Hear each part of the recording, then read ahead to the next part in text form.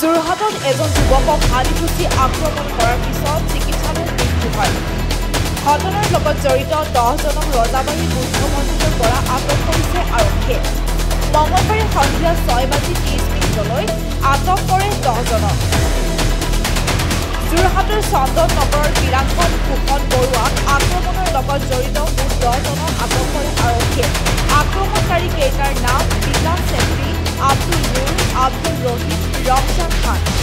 আটকাধীন 4জনক সোধা পোছাৰ অন্তত বাকী 6জনকো আটক কৰা হয়।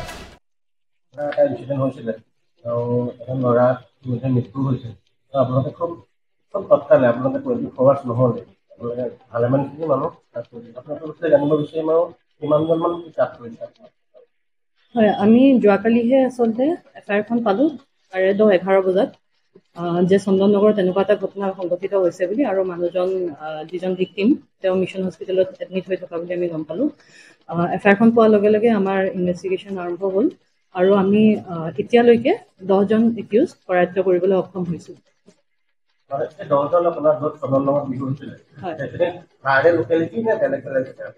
ওচৰ পাজৰৰে ল'ৰা, প্ৰায় গোটেই ওচৰৰ ল'ৰা যিখিনি বিহু চাবলৈ আহিছিল সেইখিনি আছিল। এতিয়ালৈকে পোৱা নাই আমি। আৰু কিবা আপোনালোকে ইনফৰমেশ্যন পাইছে নে 10জন কিতাপ পঢ়িছে আৰু কোনোবা আছে নেকি?